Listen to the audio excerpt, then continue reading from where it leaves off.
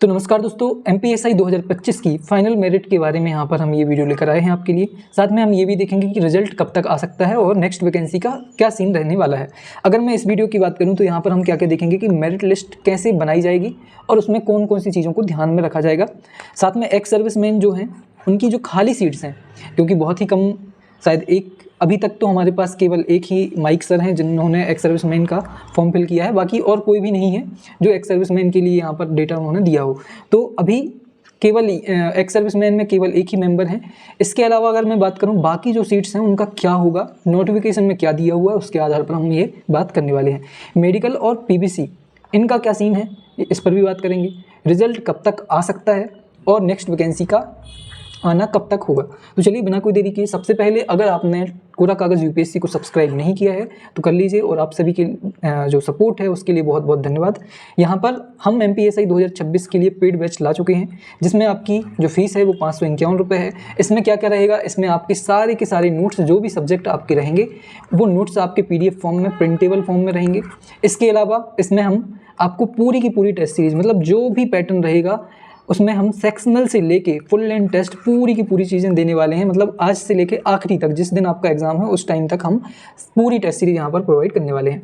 इसके अलावा यहाँ पर आपको डेली टारगेट्स मिलेंगे, जो कि मैं अभी भी देता हूँ। वो डेली टारगेट्स के आधार पर आपको अपनी तैयारी करते रहना है, क्योंकि हम जनरली खुद से पढ़ाई नहीं करते हैं जब तक हमको कोई इंसिस्ट ना करे या फिर हमारे पास कोई टारगेट ना मिले। तो हम यहाँ पर डेली टारगेट आपको देते रहेंगे।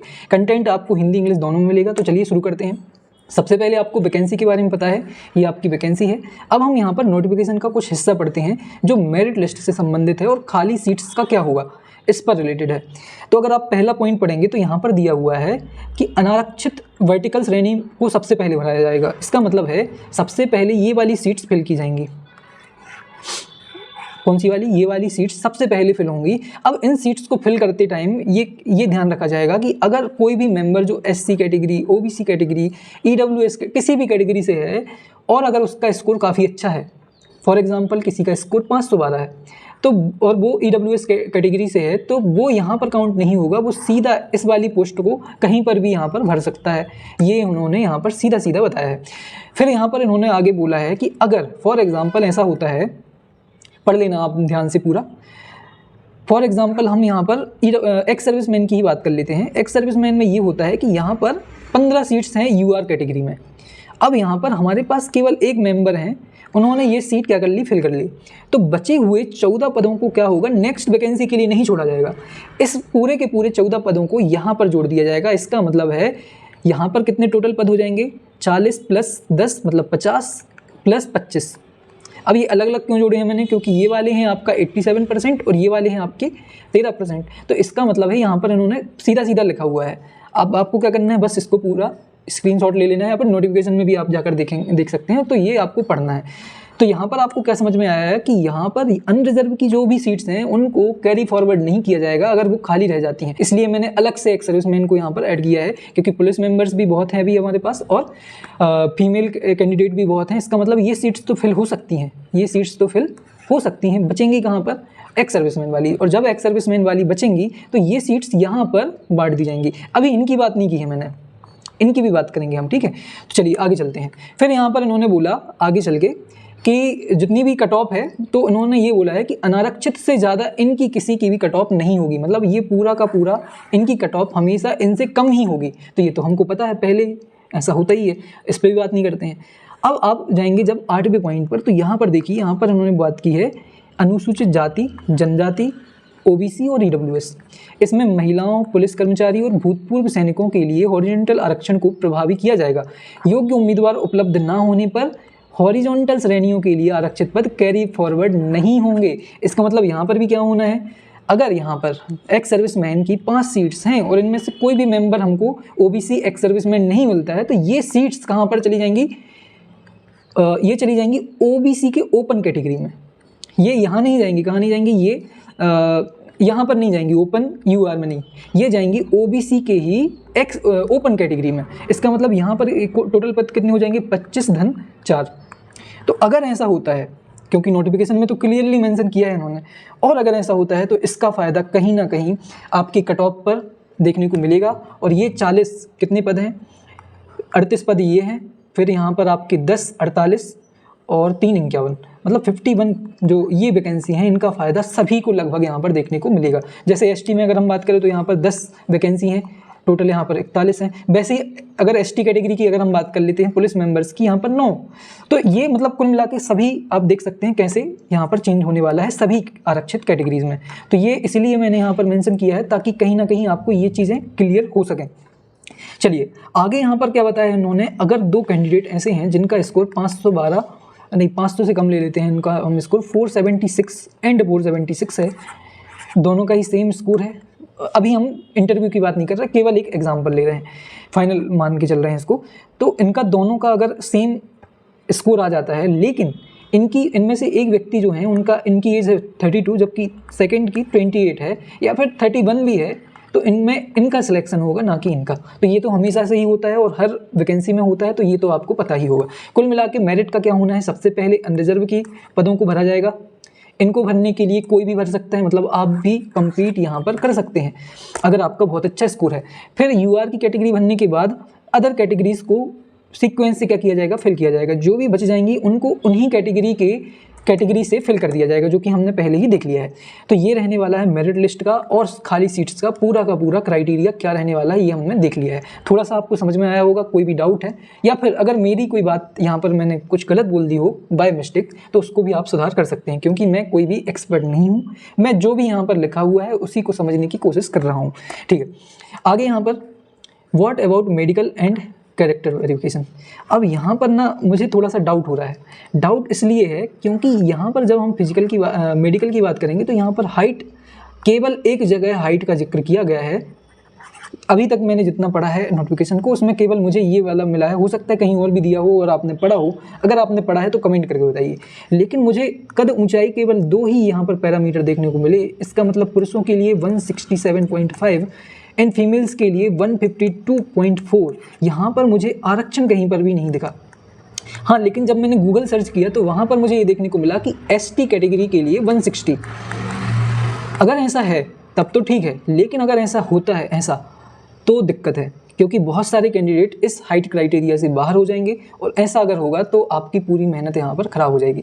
तो कमेंट करके बताइए कि क्या मतलब मैं सही हूँ और मुझे नहीं मिला है ये, तो क्या नोटिफिकेशन में कहीं पर भी 160 का जिक्र हुआ है? अगर आपने पूरी नोटिफिकेशन पढ़ी है तो मुझे पेज ज़रूर कमेंट करना कि किस पेज में वो लिखा हुआ है।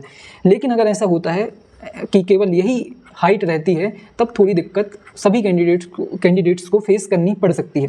तो ये हो गई बात हाइट की। अगर हम सीने की बात करें तो ये मेल्स के लिए है। इनकी 81 नॉर्मल चेस्ट होना चाहिए और 8 फूलने के बाद, मतलब जब आप फुलाते हैं तब। तो आपको क्या करना है, अपना पुशअप्स डेली मारते ही रहना है। जितने भी मेल कैंडिडेट्स हैं उनको पुशअप्स डेली मारने हैं और कोशिश करनी है कि इस क्राइटेरिया में वो आने लगें। कुछ लोग होंगे जो बहुत ही कम एज ग्रुप के होंगे और उनके लिए ज़रूरी हो जाता है, या फिर हेल्थ वाइज जो हैं वो इस क्राइटेरिया में नहीं आते, तो आपको डेली पुशअप्स ज़रूर मारने हैं। पर आई विज़न की बात होती है। आई विज़न में यहाँ पर सीधा सीधा लिखा है कि 6'9" और 6'12" से कम नहीं होने चाहिए।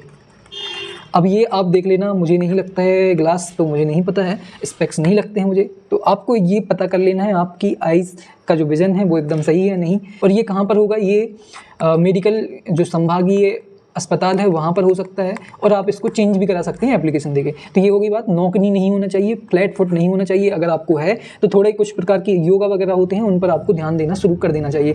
अभ्यर्थी का शरीर किसी भी प्रकार से अपंग नहीं होना चाहिए। ये सारी चीज़ें हो गई। इसके बाद आपका जो पुलिस वेरिफिकेशन है, आपका जो पुलिस वेरिफिकेशन है वो कैसे होगा, वो आप 2 प्रकार से करा सकते हैं। सबसे पहले आपको एक ऑनलाइन एप्लीकेशन फॉर्म फिल करना पड़ेगा पुलिस वेरिफिकेशन के लिए। पुलिस वेरिफिकेशन जो सर्टिफिकेट है उसके लिए आपको ऑनलाइन MP पुलिस की जो वेबसाइट है उस पर आप क्या कर सकते हैं, सबसे पहले एक एप्लीकेशन करेंगे, उसके बाद उसको आपको वेरीफाई करवाना पड़ता है। जिस भी स्टेशन से आपने वो फॉर्म फिल किया है वहीं जाकर आपको डॉक्यूमेंट ले जाके हर चीज़ करके वेरिफिकेशन कराना पड़ता है। वही आपका पुलिस वेरिफिकेशन जो सर्टिफिकेट है, ये आप थोड़ा और देख लेंगे इसके बारे में तो आपको पता चल जाएगा। ये 2 चीज़ों की आपको ज़रूरत पड़ने वाली है। अब रिजल्ट की बात करें, रिजल्ट कब तक आ सकता है, तो रिजल्ट की बहुत ज़्यादा संभावनाएं हैं। बहुत सारे लोग बोल रहे हैं कि इस मंथ की, मतलब जून की लास्ट में रिजल्ट आ जाएगा, ये बहुत सारे लोगों का मानना है। लेकिन मेरे हिसाब से, मैं थोड़ा अलग सोचता हूँ, तो मेरे हिसाब से इसका जो रिजल्ट है वो जुलाई मंथ में फर्स्ट या सेकेंड वीक में आएगा, मतलब मिड जुलाई 15 जुलाई के आसपास इसका रिजल्ट आ सकता है। अब ये मैं किस आधार पर बोल रहा हूँ, तो मैं ये प्रीवियस एक्सपीरियंस के आधार पर बोल रहा हूँ या फिर इस आधार पर बोल रहा हूँ कि जब भी MPESB रिजल्ट देता है तो फाइनल रिजल्ट देते टाइम ये थोड़ा सा ज़्यादा ध्यान रखते हैं कि यहाँ पर कोई भी गलती ना हो। यहाँ मेरा मानना है कि आपका जो रिजल्ट है वो 2nd वीक ऑफ जुलाई में या फिर 1st वीक ऑफ जुलाई में आ सकता है। जून के लास्ट में संभावनाएं कम है, तो मेरे हिसाब से जुलाई, मिड जुलाई तक आपका रिजल्ट आ सकता है। तो इसका आपको इंतज़ार करना है, साथ में आगे की भी तैयारी आपको नहीं छोड़नी है। अगर नेक्स्ट वैकेंसी की बात करें तो जो लास्ट वैकेंसी है वो जुलाई के लास्ट में 100% यहाँ पर आ सकता है। फिर थोड़ा बहुत एक आध वीक तो आगे पीछे होता ही है, तो आगे नहीं होगा, मतलब ऐसा नहीं हो सकता कि 3rd जुलाई में आ जाए, 3rd वीक ऑफ जुलाई नहीं, ये 1st वीक ऑफ अगस्त या फिर जुलाई के लास्ट में इसके आने की संभावना है। तो ये अगर आप नेक्स्ट एग्ज़ाम की तैयारी कर रहे हैं तो तैयार हो जाइए, क्योंकि जैसे ही आपका एग्ज़ाम की नोटिफिकेशन आएगी उसी नोटिफिकेशन में आपकी एग्ज़ाम डेट भी दे दी जाएगी और एग्ज़ाम डेट मैक्सिमम 45 दिन का टाइम आपको मिलेगा। इसका मतलब अगर आपकी जो वैकेंसी है वो 30 जुलाई को आती है, फॉर एग्ज़ाम्पल 30 जुलाई को आती है, तो आपके लिए 15 सितंबर तक का ही टाइम मिलेगा या फिर 15-18 के आसपास इतना ही टाइम आपको मिलेगा, मतलब 45 डेज से ज़्यादा नहीं मिलेगा, ये मेरा अभी मानना है। तो अगर आप MPSI 2026 की भी तैयारी करना चाहते हैं तो लग जाइए तैयारी में, और अगर आप टेलीग्राम चैनल ज्वाइन करना चाहते हैं, हमारा पेड मेंबरशिप ज्वाइन करना चाहते हैं, तो उसकी लिंक भी हम टेलीग्राम चैनल की भी यहाँ पर डाल देंगे, साथ में पेमेंट लिंक भी आपको नीचे हम क्या कर देंगे कमेंट बॉक्स में या फिर हमारे डिस्क्रिप्शन में यहाँ पर शेयर कर देंगे। तो ये रही बात हमारी 2025 के मेरिट लिस्ट की बात हो गई, हमने कर ली। यहाँ पर हमने खाली जो सीट्स हैं उनका क्या होगा उसकी बात कर ली, साथ में यहाँ पर मेडिकल और कैरेक्टर सर्टिफिकेट, इसकी बारे में कहीं पर भी कोई भी इन्फॉर्मेशन नहीं है अभी तक, और इसके बारे में भी पता होना आपको ज़रूरी है, इसके बारे में आपको तैयार रहना ज़रूरी है अगर आपका अच्छा स्कोर है तो ये सारी बातें देख ली। अब आपको क्या करना है, बस लाइक शेयर सब्सक्राइब करना नहीं भूलना है हमारे लिए, कोरा कागज़ UPSC के लिए, और जुड़े रहना है कोरा कागज़ UPSC से। तो मिलते हैं अगले वीडियो में, पढ़ते रहिए, ध्यान रखना। थैंक यू सो मच, धन्यवाद। जय हिंद, जय भारत।